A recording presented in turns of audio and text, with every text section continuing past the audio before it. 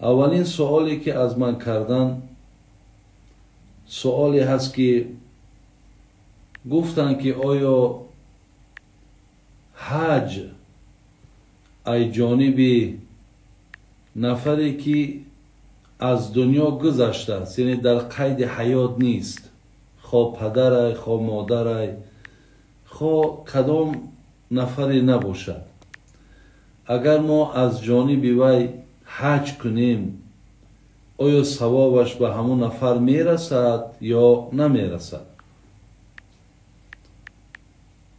برادران و خواهران گرامی، شما میتونید مراجعت کنید در کتاب معتبری که ما و شما داریم به نام صحیح مسلم، در حدیث 1149 که راوی این حدیث عبدالله ابن بریده هست که زن نزد رسول اکرم صلی الله علیه و سلم آمد و از وفات مادرشون مقصد خبر داد و با پیامبر گرامی گفتند که حضرت مقصد مادر من حج کردگی نبود، اگر من از جانب او حج کنم آیا حج او حج من در حق او قبول می شود یا نه؟ پیامبر گرامی برای اجازت دادن، گفتن رو مقصد ای جانبش حج کن، حج تو قبول هست. و این خاطر ایرا حج بدل میگن یا تاجیکای ما حج نیابتی میگن.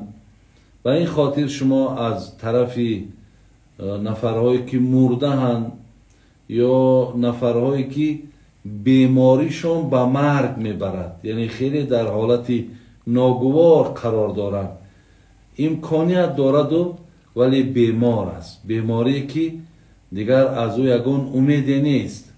ای جانب وی هم که اگر ما رفته به شرط حج کنیم حج ما البته به البته درست می شود. خلاص فکر میکنم جواب شما با همین انجام می یابد. یعنی حج از جانب نفر گذشته و از جانب بیماری که میگذرد، بیماریش یعنی بیماری وزنینه، حج انجام دهیم، حج البته چی هست؟ قبول می شود.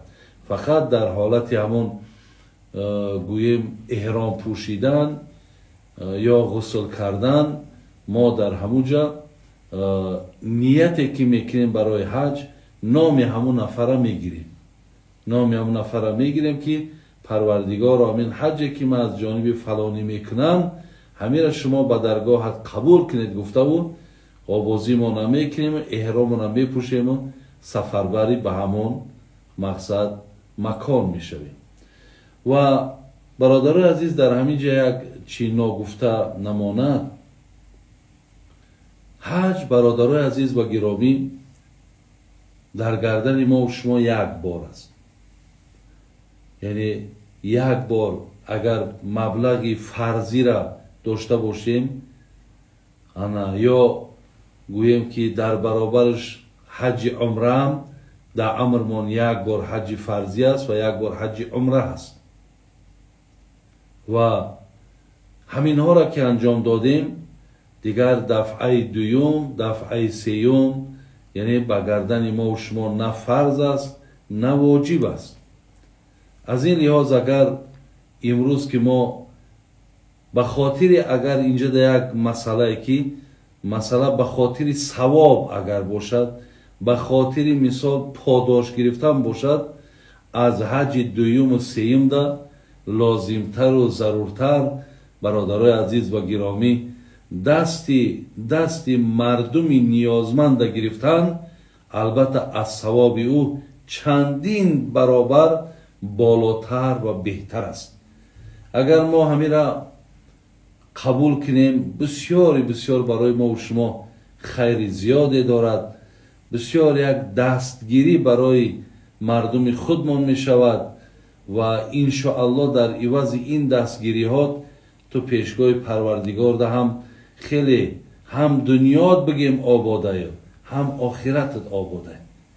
در برابر این باز گفتنی هم که برادرای عزیز و گرامی وقتی که همون با سفر حج میرین، در همون حج خب یعنی مسئله غیبت کردن، مسئله بگیم که در اونجا جنگ جنجال کردن، مسئله حقارت کردن، این چیزها را برادرها و خواهرای گرامی از اینجا با اونجا را گرفته نبرید.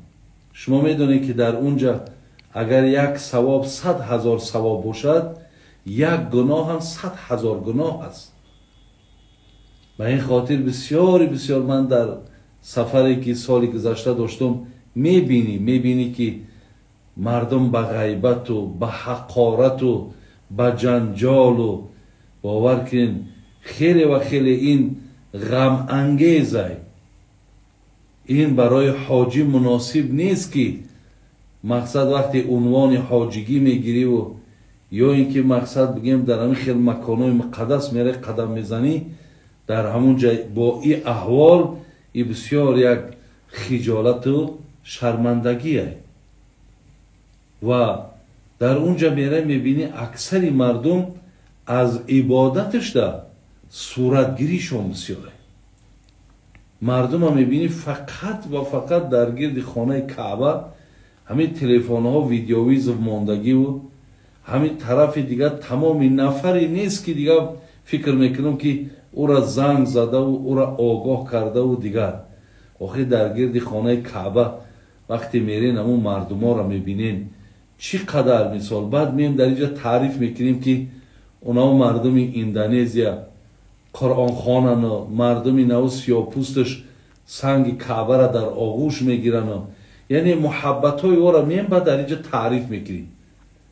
به این خاطر شما هم وقتی که خدا موفقتون گردونده اونجا جای تلفن بازی نیست، اونجا جای سلفی کردن نیست، اونجا مقصد جایی هست که هر یک دقیقتون غنیمت بدانین و فقط و فقط عبادت بکنین، توبه کنین. ببینین هر یک رکعت نمازتون 100,000 ببین 100,000 ثواب و اجر در هر یک رکعت نماز شما هست. و دیگر چیزی که در همین بابت با گفتنیم بعد از حجم که آمدین همون قاعده و قانون و ترتیبی که باید حاجی داشته باشد همون چیز هم ای دست نتین، همون هم ای دست نتین. و این بسیار مهم است که در شأن حاجی وقتی بیاید حاجی از همون یک نشانه میدونی که نشانه قبول حج چیه. میگه وقتی که تا حج ای آدم دروغگو بود، تا حج ای آدم مردم آزار میداد، یعنی تا حج رفتنش مردم غیبت میکرد میگشت. ببین تا حج یعنی همین کردارهای بد زیاد داشته. وقتی ای حج میآید میبینیش که یگان همون رفتارها و خصلت‌های زشتی که داشت هیچ کدامش مقصد همراهش نیست دیگه. الحمدلله که اصلاح شده است. میگن همین نشانه قبولی انمون حج بنده هست. نه که وقتی از اوجا آمدی گفتی همین شاعرها مار بودی و اژدهار شدی، از اوجا آمدی مقصد غیبت بود، باز همو کارت غیبت، آمدی دروغ گفتن با همو دروغ، آمدی حق مردم خوردن با همو حق مردم. اگه ای دیگر برادری عزیز یا مادری عزیز سخت و نرسد همو گفتی بعد شیخ سعدی می شود. سگ به دریای هفتگانه بشو چون که تر شد پلیتر باشد. خر عیسی گر برش به مکه گرچه آید هنوز خر باشد. عاقلان این سخن نکو دانند زاده خر همیشه خر باشد. برای همین پیش از حج رفتن همه اندیشه را بکن که من بعد حج آمدن باید مقصد حاجی باشم، همچه یک آدمی نمونه باشم، باید همچه یک آدمی که دست و زبانم دیگر پاک باشد.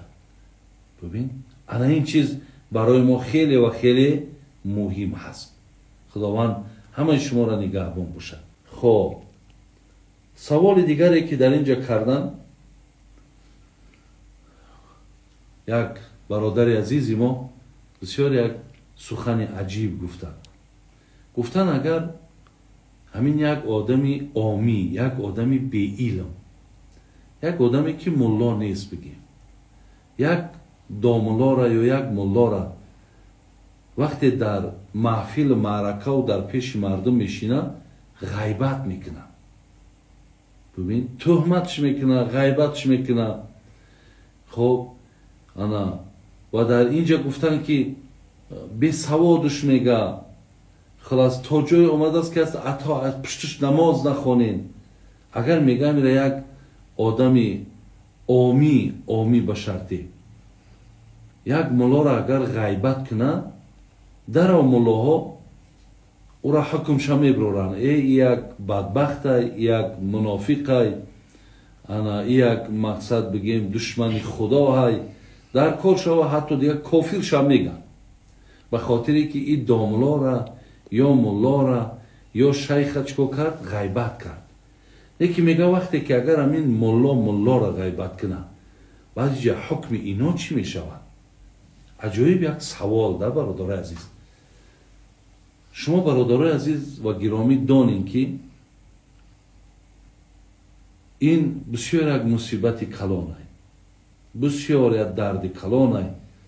وقتی که میبینین یک داملا یا یک شیخ یا یک مثال بگیم مولوی، یک نفر همو مولوی دیگر یا داملای دیگر یا یک ملای دیگر وقتی غیبت میکنه، این بسیار یک مصیبتی کلان است، بی نهایت مصیبتی کلان است. از این لحاظ برادرای عزیز و گرامی، این برای داملا این با بسیار مشکل تره از گناهی او آدمی بی سواد ده. خب او بی سواده، او بیچاره نمیدانست که خدای مهربان در قرآن در سوره حجرات گفته است که ولا یغتب بعضکم بعضا. او نمیدانست این آیت را که یک دیگرتان شما باید غیبت نکنین. هرگاهی که شما یک دیگر را که غیبت کردین، شما همچنان است که گوشت خوک خوردیستین. ببین یک گوشت مرده را شما در دهانتون گرفتیستین. ای داملای بگیم به فهمی به عقل اینا میدانه، ولی دیده و دانسته وقتی که این کار انجام میده، برادرای عزیز و گرامی، مصیبت به سر ای زیاده. و همین خاطره که الله مهربان میگفت لما تقولون ما لا تفعلون. ببین چرا خود میگوید ولی عمل نمیکنید. ببین خود میگوید ولی عمل نمیکنید. یعنی این آدم میداند ولی این قدری که توفیقی عمل ندارد. برای همین بود که میگفتن عالم شدن آسان و آدم شدن مشکل. یعنی در برابر یعنی علم عالمای ما باید دعا کنن که خدا عقل شون بده. برای این یکی از سببهای بی عقلی و بی فهمی و بی فراستی است که یک دیگرشون چیکار میکنن؟ غیبت میکنن، یک دیگرشون تهمت میکنن، یک دیگرشون به بدی یاد میکنن. بین اگر همو دانه که در همو محفلی که نشسته تا یک برادری خطا، یک بگیم که همو همکلیگی خطا بگیم، وقتی میگیری تا غیبت میکنی به حال تا همونها میخندن، تو چی اندیشه میکنی که به ای گپا تو اکا آبرو گرفتی یا تو ارزش قدر قیمتت بلند شد؟ نه، برعکس تو وقتی در کار حرام دست میزنی، خداوند برای خاطر این بدبختی با تو را آبرو قیمت قدر میده. نه البته. برای همین برادرای خیلی عزیز گرامی، من به شما مراجعت میکنم که این البته اولا که در کجای دیدین یک اهل علم وقتی غیبت میکنن، یک چیز دانین، این فقط حسد های، این فقط دنیا های، فقط این بگیم که همو کینه های، این همو بغض های، عداوت های، دیگه هیچی نیست. ما الله را از این پیامبر گرامی دعا میکنیم اللهم اینی اعوذ بک من علم لا ینفع. خدایا همین علمی که در او عمل نباشه ба сӯи ту паноҳ талаб мекунам. барои ҳамин касе илм дора ба сӯи худо аз илми беамал ба сӯи аллоҳи меҳрубон паноҳ талаб кунад. бисёри бисёри як мусибати калонай касое ки дар ҳамун маҳфил бошану ва ғайбати ҳамун домлор агар гӯш кунанд, онҳо ҳам бигем дар баробари ҳамун домло инҳо ҳам гунаҳгоранд ки сухани ҳамура гӯш карданд. бояд дар ин ҳолат дарҳол маъракаи хел одама тарк кардан дар кор. хеле ки худои меҳрубон дар қуръон мегӯяд қад афлаҳа алмуъминун аллазина ҳум фи салотihim хошиун валлазина ҳум ани лағви муъризун. бин вақте маъракаи ғайбатай, маъракаи бигем ки ғазабу қаҳри илоҳияй. ай ҳамун ҷо агар ту буброӣ, худо мегӯяд ман ту муъмина наҷот медам. лекин агар дар баробари ҳамун истода ӯра гӯш кунӣ, та ҳам баробари ҳамун руд сиёҳай. барои ҳамин хеле ва хеле дар ин масъала эҳтиёт кунем бародари азиз ва ҳеҷ вақт мақсад ба ин чизо дода нашед. ҳамин худо раҳмат кунад, ҷаноби мавлои рума мегуфт ки ақл гуспандай, нафс гургай, имон чӯпонай.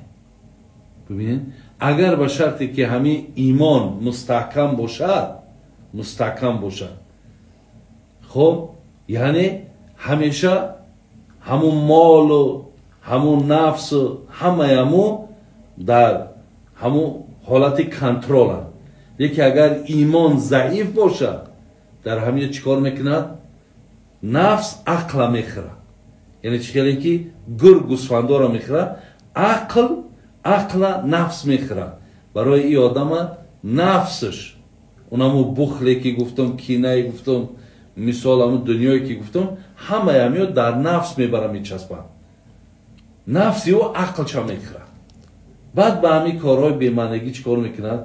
даст мезанад. худо раҳмат кунад, ҷаноби мавлои рума мегӯ одамиро на ба нутқу на ба ришу на ба ҷон, тутиам нутқу бузам ришу харам ҷон дорад. бин ба зоҳир бародари азиз инсона бояд одам баҳо додан дар кор нест. барои ҳамин соҳиб мегуфт ки махӯр соҳиб фиреби фазли амомаи зоҳид ки дар гумбази бемағзӣ садо бисёр мепичад.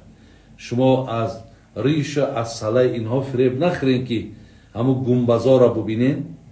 мақсад гумбазои калонане ки дар онҳошон мағз надорад. худо раҳмат кунад, ҷаноби соҳиба мегуфт либоси зоҳиру ботин ба ҳам мувофиқ кун, на ҳамчун дарьё хунхору покдоман бош. вале дарьёро бубинед, ҳамин хеле зебое ки лекин ҳазорҳо одама ғарқ карда нобуд кардагиай.